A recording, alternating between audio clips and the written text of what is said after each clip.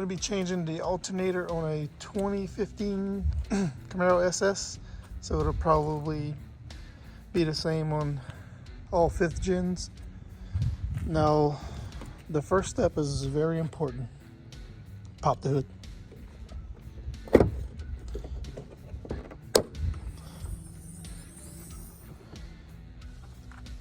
Now, this may be a little easier for me, being it has an aftermarket intake, so not really sure what all has to be taken off with the factory unit and the factory airbox. But for this one, I mean, it's just pulling the tubing off the throttle body to get that out of the way. I'm gonna go ahead and get this intake out of the way so I can better access the alternator down there.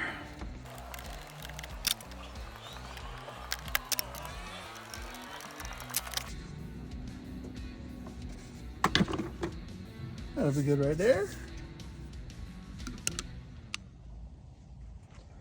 Okay, you have this tensioner tool that I'm going to use to loosen the belt tensioner. So routing diagram. Let's see, we got 2 main bolts on there holding the alternator on. Next, I want to get the connectors out. So there's a plug here.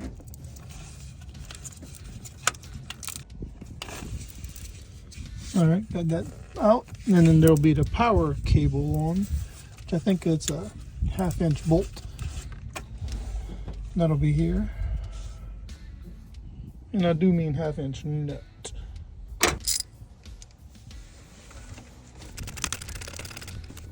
The power disconnected off of that unit. Now there are 2 main bolts that's going to hold it on. One's here, and the one is there.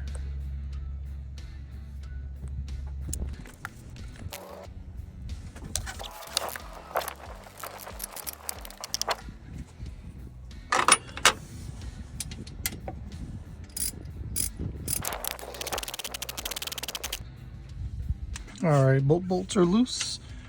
Now we'll pull them out.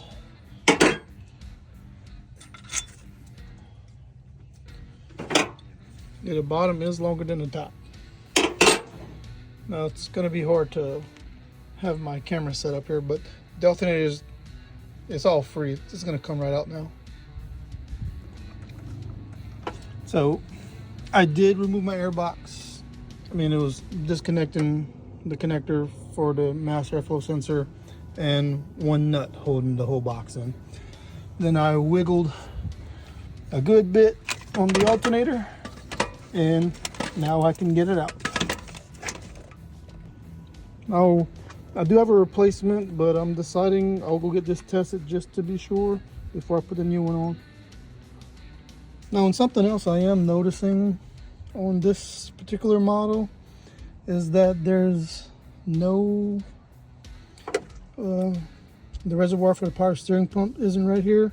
I think on my Corvette or another vehicle I did have a power steering pump here, or the reservoir anyways. So I don't know, that may make it more difficult if that is the case. But I mean, for this particular vehicle, all I had to do was knock the alternator this way a little bit and pull it out in here. So I don't know if that's an obstruction or not. And I saw others had to take off the bracket a little bit to get the bushing loose or whatnot, or get the alternator itself out of the bracket because of that bushing. That wasn't the case here. I don't know if this is still the original alternator. The vehicle has like, well, AC Delco. No, that says Valio. GM, I don't know if this is original or not. I got about 90,000 miles on here. I would have thought an alternator could last longer than that, but you never can tell. You never know. So I'm gonna get this tested now. So it did test good at O'Reilly's. Pushing 14.2 volts. But I mean, it does look kind of old, and just because it tests good on the bench doesn't mean it's actually good. So I do have the new one. I'm gonna go ahead and put that on. Have it. I'm gonna use it. It's my new replacement. Side by side, or yeah, side by side.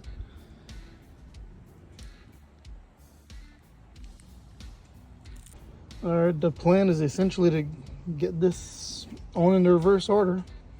Slide the alternator in, put the bolts on, connect the power cable, plug it in, get the belt back on, and then the airbox. That should be it.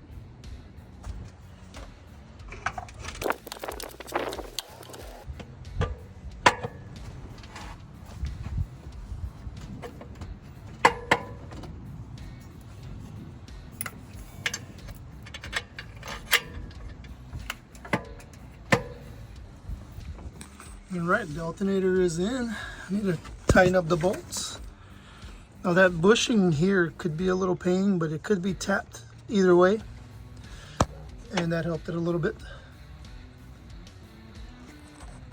I believe these were 15s. Yes.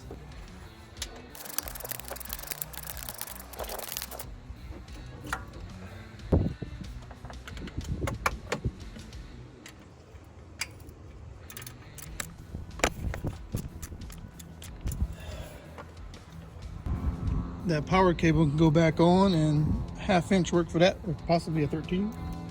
I believe that was a little pain because of the clearance, tight space.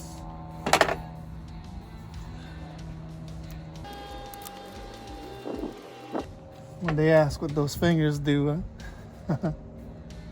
maybe a wrench would be easier, but you don't have to tighten it a little.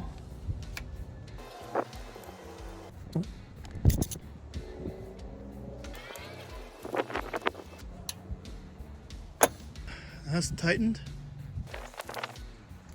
So now would be to plug it in.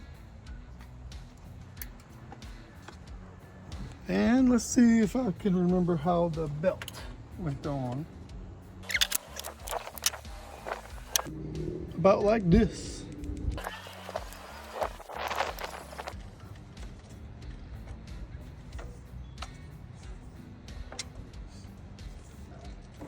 That belt is on.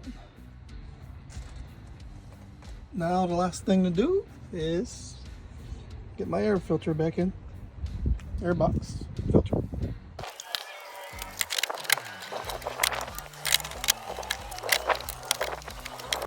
And that's it, start to finish. So I'd like to show that again. I had the belt on wrong. After the harmonic balancer, it actually goes up and over that either pull it in back down to the alternator.